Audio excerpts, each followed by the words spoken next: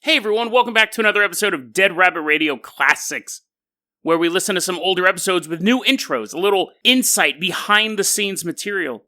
And this week of Classics episodes, I want the theme to be conspiracy theories that I discovered or believe in to one extent or the other. I think that's an interesting topic. Last season we did the Classics episode Paranormal Stories I was involved in, and one of them involved the story about Comet Elenin and the plot to take over the United States.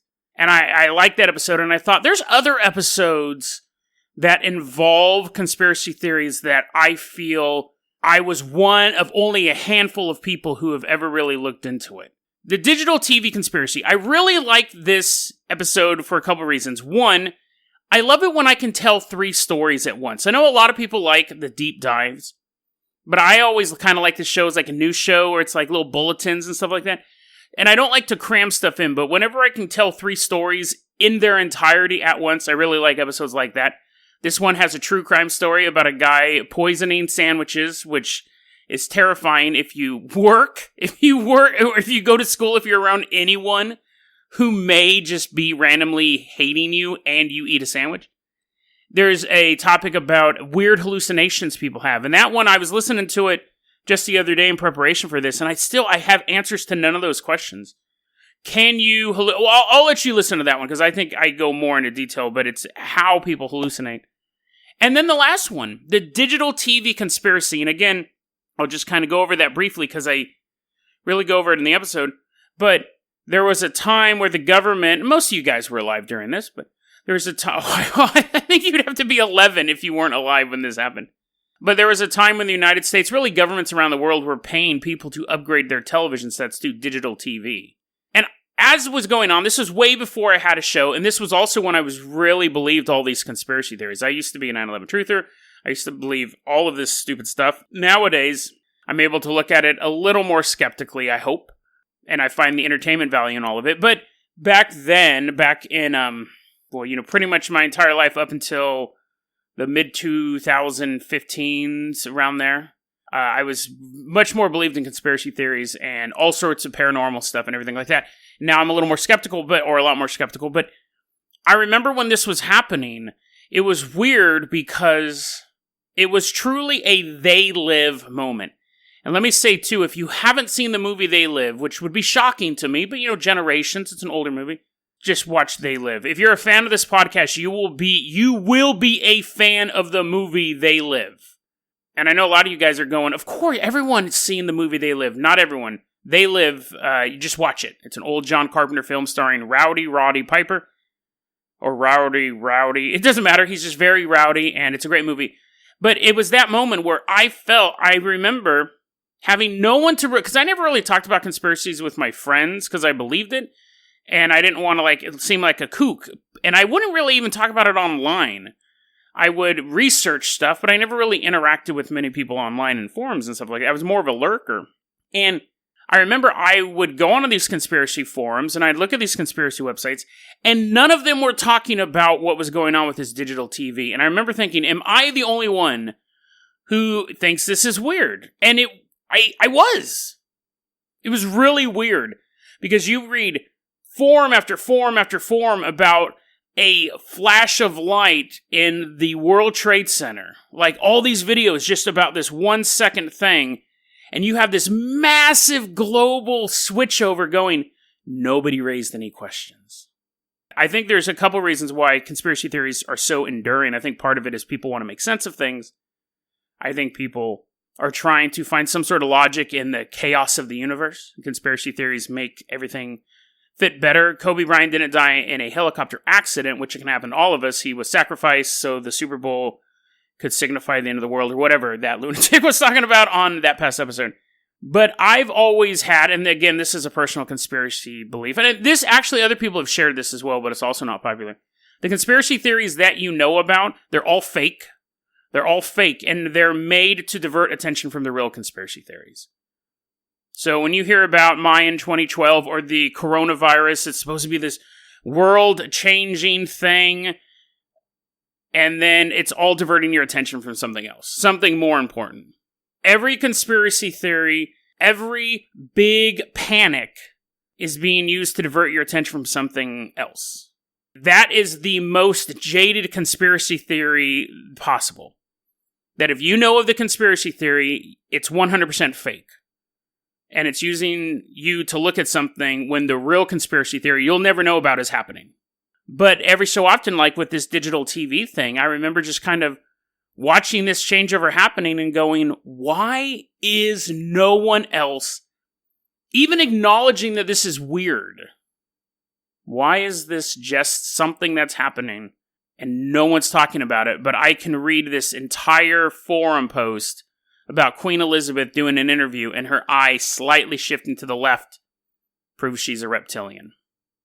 The truth is out there, but it's not in the direction you're looking.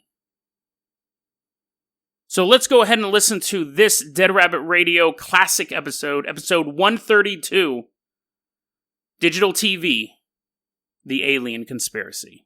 A man, a sandwich, and the ultimate murder plot. Then we take a look at the bizarre disease known as Visual Release Hallucinations. What are they? How do you get them? And did people in the past see cartoons? It works, don't worry. And then we take a look at a personal conspiracy theory of mine. Why did the government pay for us to switch to digital television? Was it really to give people a better viewing experience? Was it a way to free up the airwaves for emergency personnel? Or was it something to protect us from something dark, sinister, and headed this way? Today on Dead Rabbit Radio.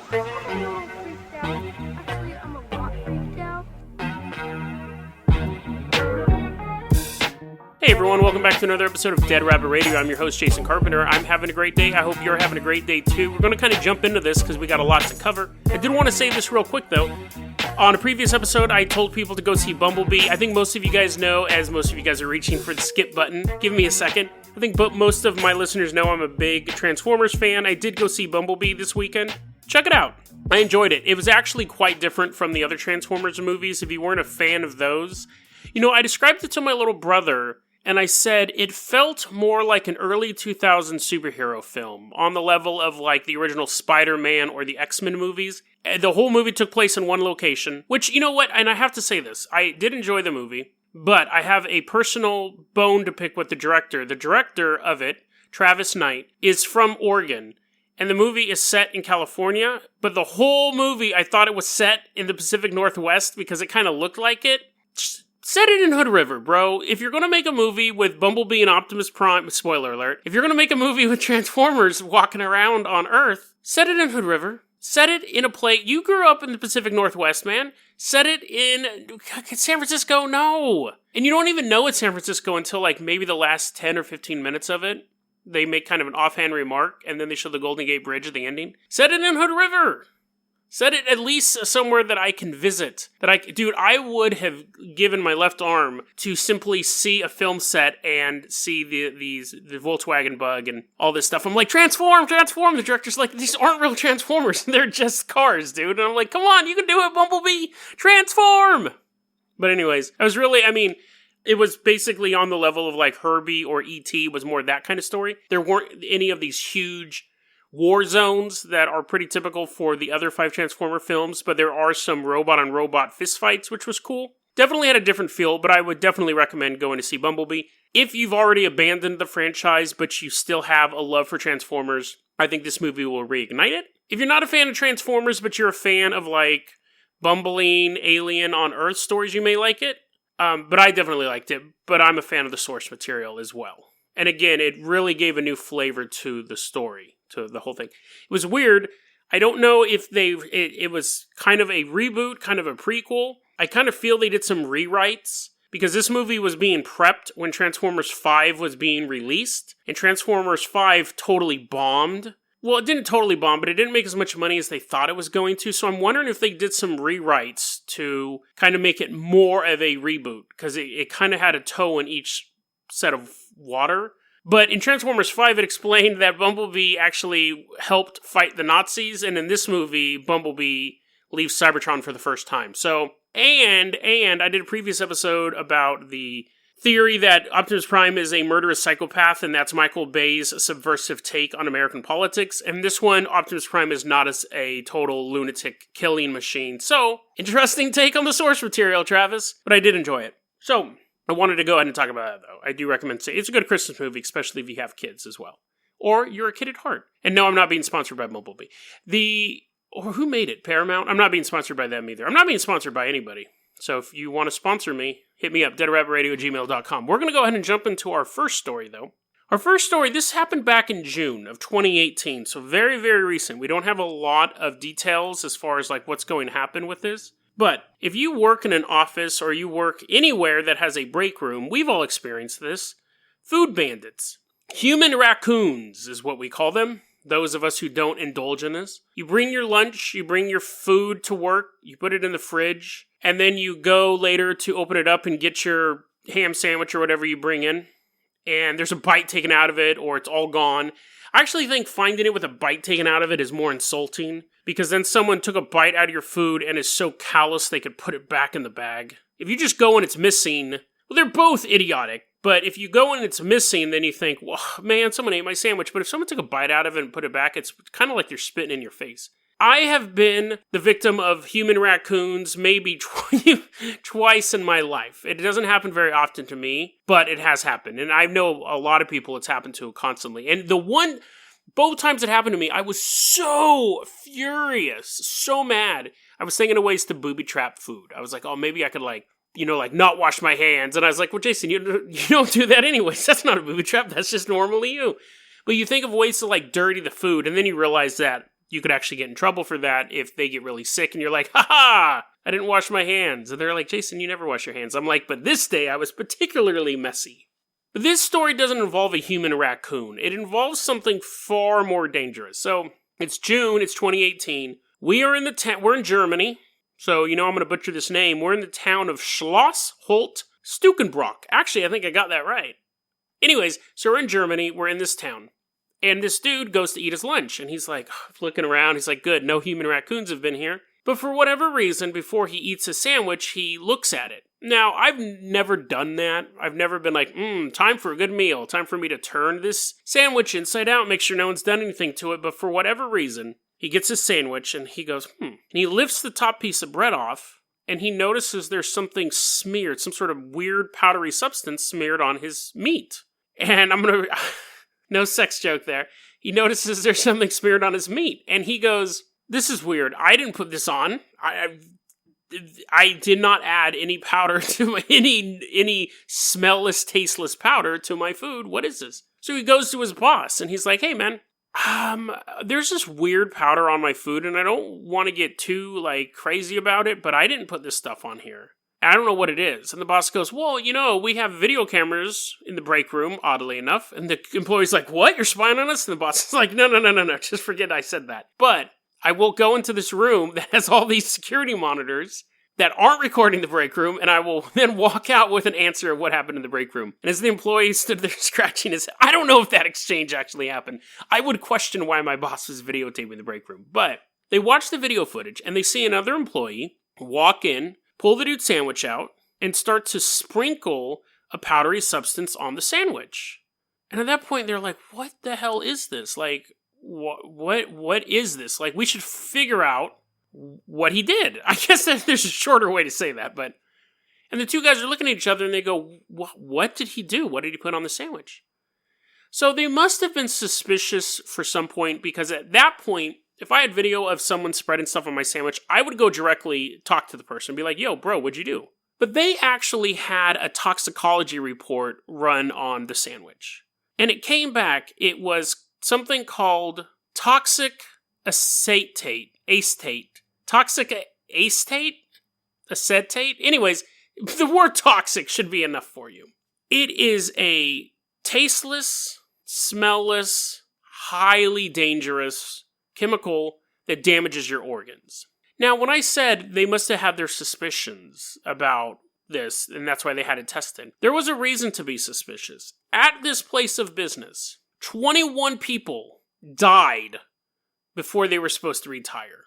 They weren't police officers. This wasn't retiree. This was People just dying in this office building, dying before they were supposed to retire. They were older, but they were dying. 2 employees in a coma, 1 awake, survived, but on dialysis for the rest of his life. So these people were suffering organ damage, and nobody could really figure it out. They figured, oh, maybe they're just old. And that's what happens when you get old, your organs get damaged. This guy is currently being suspected of killing 21 people, of poisoning their food. And this one dude just happened... When's the last time you've ever opened up a sandwich to check? I don't even do that at Subway. I don't even do that when strangers make my food. I guess you get to see them make your food, but they could always put something in the Chipotle Southwest salsa. But you know what I mean? I don't even check food that strangers give me, let alone food I prepare myself. Bizarre story. But again, this just happened in June of 2018, so he hasn't been convicted or anything like that. Hasn't even gone to trial, but we'll learn more. The next story we're going to talk about is another kind of short one. And this one is a very, very limited, bizarre disease. It's called Visual Release Hallucinations. It affects 2 types of people. It affects people who have degeneration of their eyesight, so either it's called by diabetes or old age, or, I don't know, getting poked in the eye multiple times, but not going blind from the first time. It's just every single day a twig hits you in the eye. The other one is a very specific. It's from something called methanol poisoning, which I never heard of, and it most likely happens from drinking windshield wiper fluid. Now, I saw that and I go, how many people are like, blue Gatorade, glug glug? No, that's Windex. But apparently, it's not like in the top 10, but it's a more common than you would think way of killing yourself. Drinking windshield wiper fluid. That's so specific. That's not like drinking bleach or drinking ammonia or whatever. I mean, you kind of have to go out of your way to say, oh man, I just can't do it anymore. Where's the keys to the car? And they're like, no, don't breathe in carbon monoxide. No, what are you talking about? I'm not going to do that. And then you're like drilling a hole.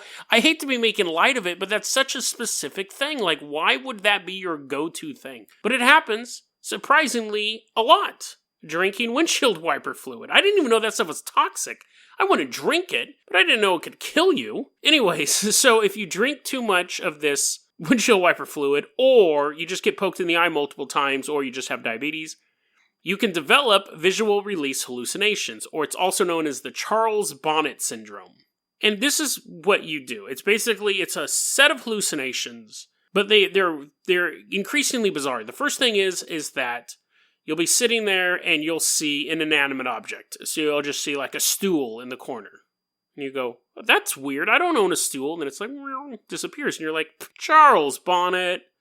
Sometimes you'll see people.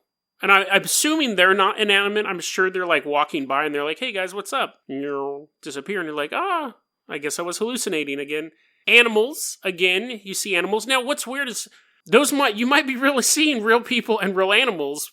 I don't know how you would differentiate those from hallucinations unless they like evaporated or they're walking upside down or something like that. But usually, I guess I should have read a little more in my notes because this explains why you know it's hallucination. Generally, you'll see them and they'll be tiny people. So, like Gulliver, I'm not going to talk about Gulliver's Travel again, but like Lilliputians, like little tiny people walking around, little tiny animals. Actually, okay, so if you took a 6-foot person, my height, I'm a 6'5", but if you took a 6-foot person and you made him tiny, and now he's this tiny guy walking on your floor. If you took a cat, that's how tall are cats? 1/2 foot? And you shrunk him down, would he be the size, would the scale work? So if you saw a tiny person who used to be 6 feet and now he's 10 inches, and then you took a 1/2 foot cat, would he be also a 10-inch cat? Because it's all hallucinations. Or would he shrink down so he's the same tiny cat next to the person? If there was no person there, would you just see, how cats are tiny anyways? But also another weird thing is that in 1760, they were talking about this disease. They said, they were talking about the tiny people, and then they said, quote, physically impossible circumstances, unquote. Now, in modern times, what people will see with Charles Bonnet syndrome is they will see cartoons. So like Mickey Mouse dancing in front of them, whistling, on the steamboat, whatever. In 1760, would they have seen a cartoon? Do you have to see something for your hallucination to be based on?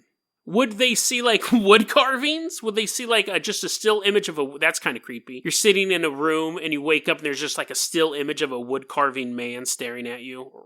But that's actually more creepy than the cartoon. But would they see... Is it possible to hallucinate something that's based on nothing that you've ever seen?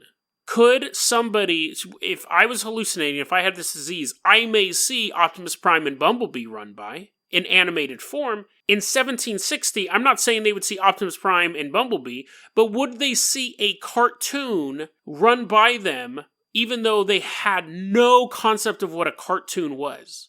How does that work? Are all of our hallucinations... I mean, I know you can hallucinate fractals and stuff like that, but that's more of like a mathematical, scientific thing. And you could say, well, I've never seen a fractal before, but once I started hallucinating, I started tripping out and seeing all this crazy stuff. But could you hallucinate something that you had never, ever seen before? Not like an eight-headed dragon, but I mean like the style. Could someone in 1760 hallucinate a Rob Liefeld type drawing, even though they had no idea of what that would look like?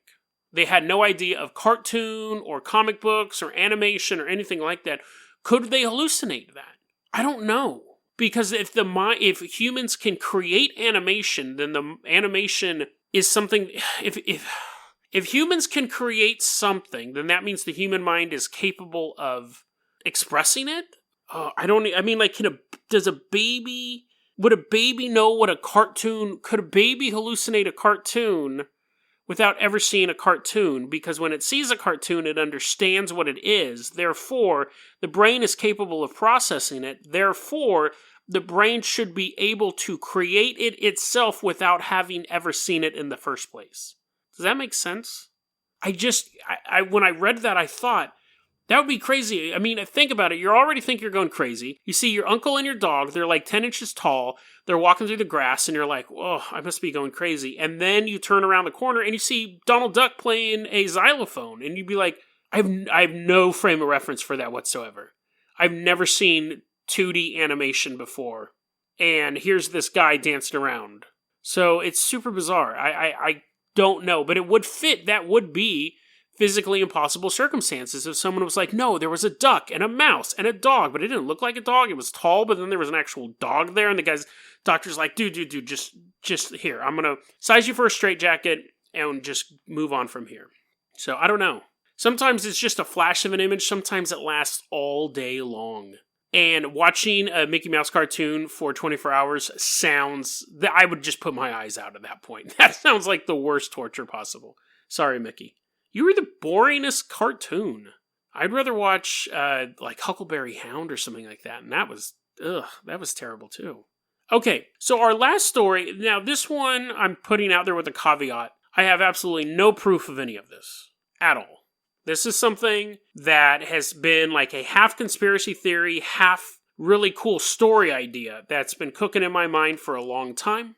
I'm always a little more nervous when I put out episodes where I'm like, there's no proof of this conspiracy theory, not because I just think it's gibberish, but because I always worry that it's actually true, and the reason why there's no proof of it, because everyone who tries to talk about it ends up getting shot. But I remember when this happened, I thought, this is really bizarre that they're really concerned about this.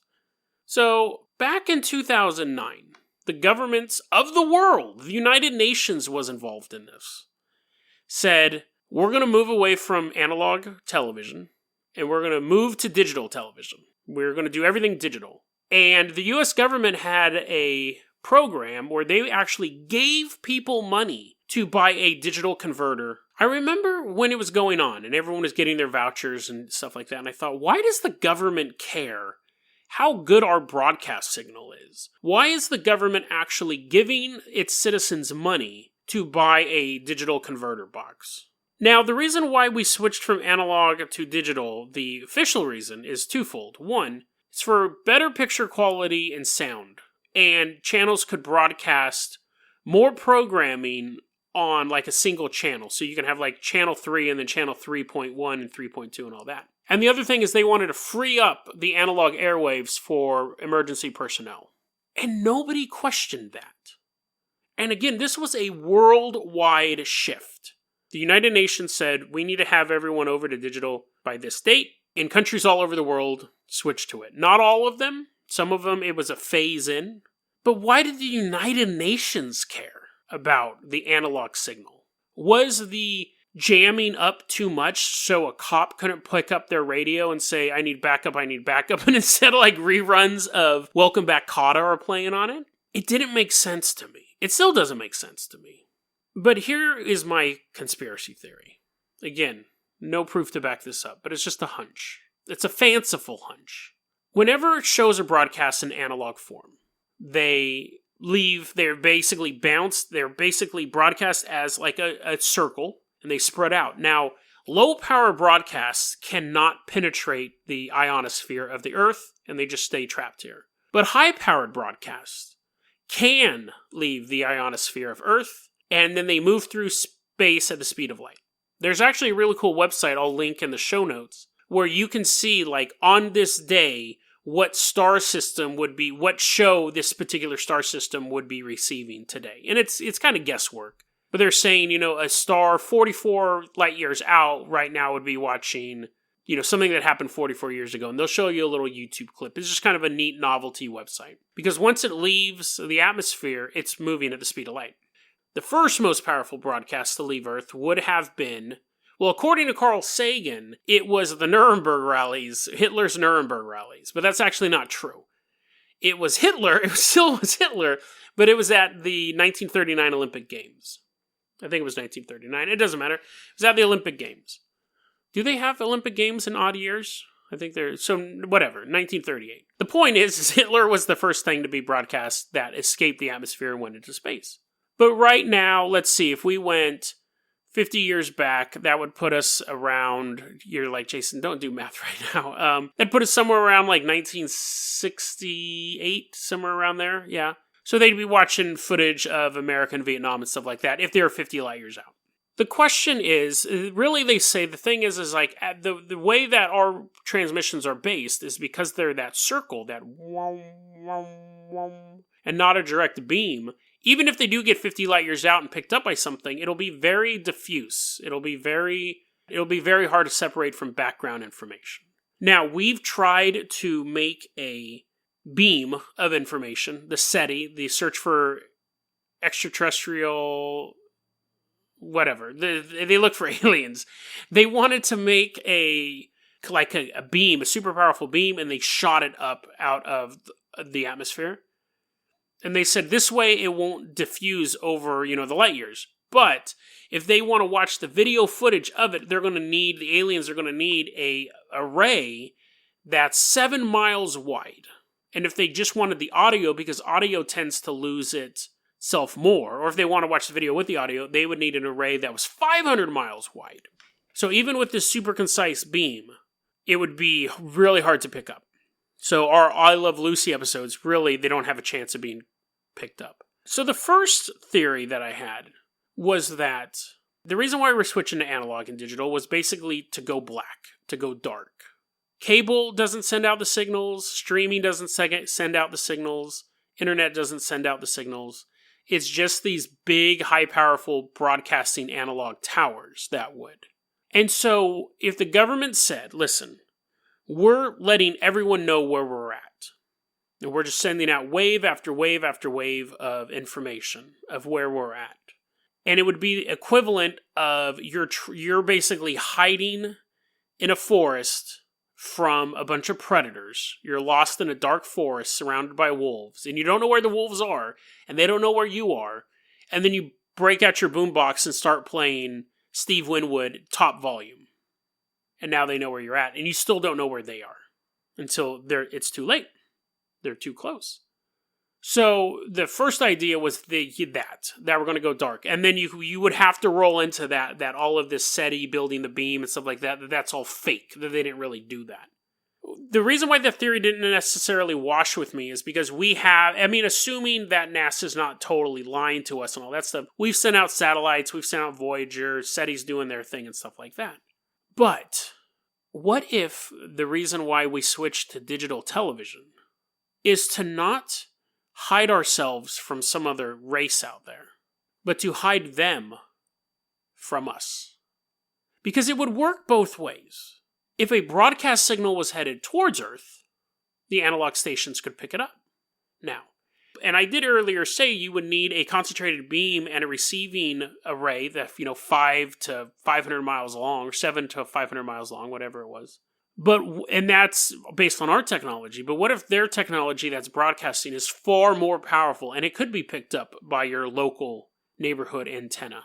They're broadcasting an analog signal. They haven't moved to digital. And we've detected it coming towards this planet. And the step was the United Nations saying, listen, there's one of two things that are going to happen.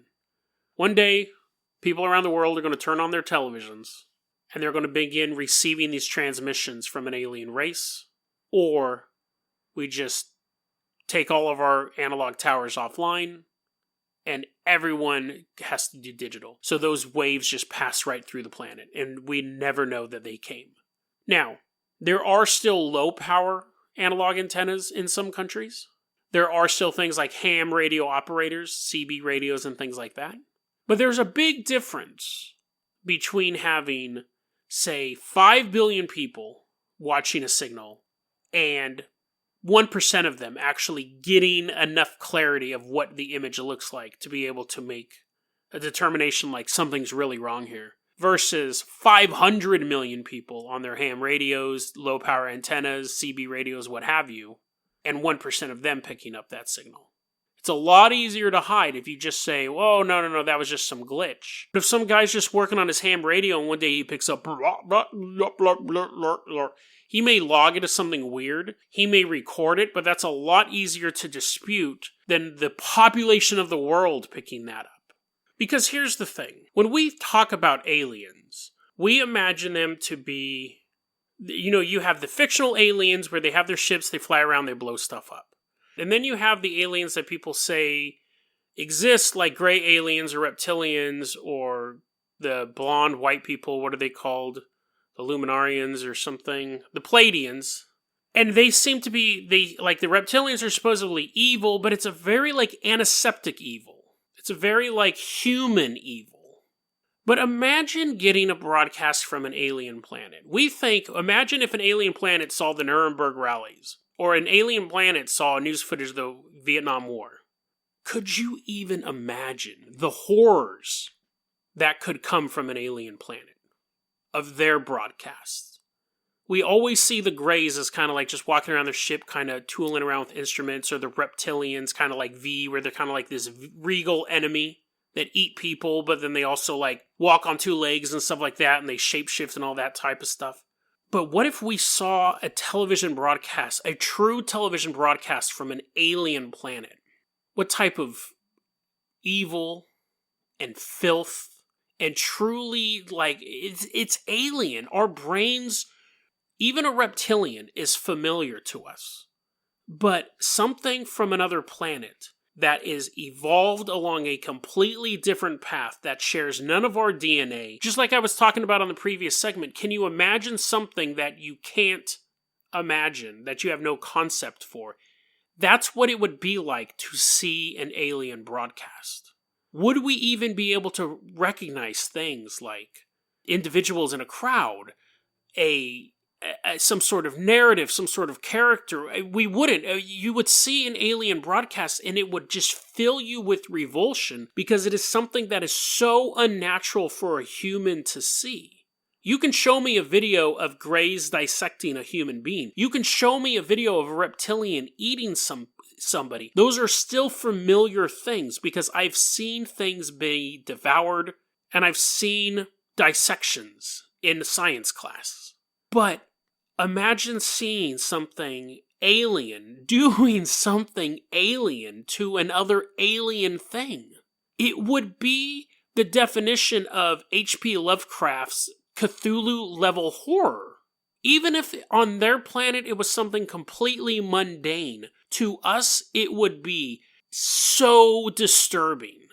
On their planet it could be the equivalent of a sitcom, but to us we would see nothing but pure horror in it.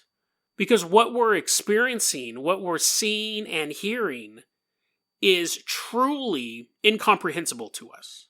It is on another planet with another life form, another culture, another language, you could go, could you even see that they were talking to each other?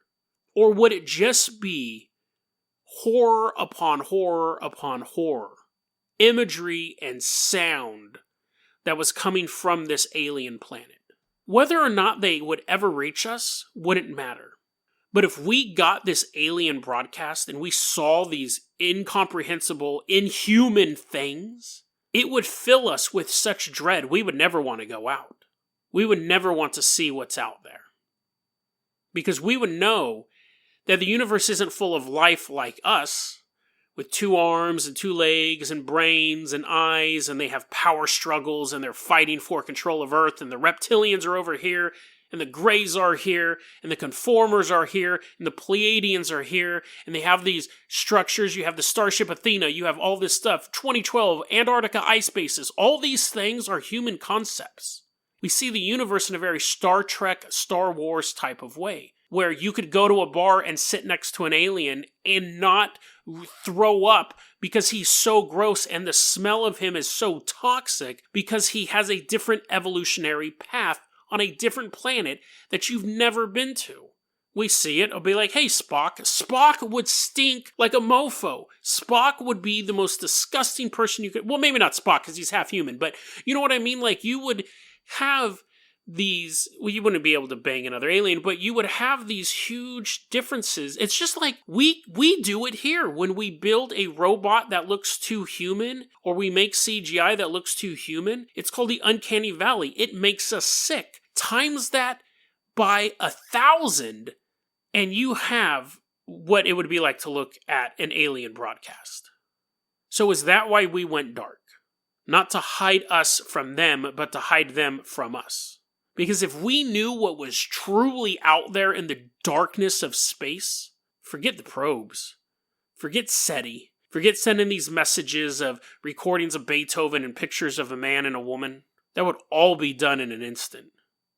And humanity would be that kid in a forest, surrounded by wolves, and just trying to close their eyes and hope that they are never found. DeadRabbitRadio@gmail.com is going to be your email address. You can also hit us up at Facebook.com/DeadRabbitRadio. Twitter is @JasonO'Carpenter. Dead Rabbit Radio is the daily paranormal, conspiracy, and true crime podcast. You don't have to listen to it every day, but I'm glad you listened to it today. Have a great one, guys.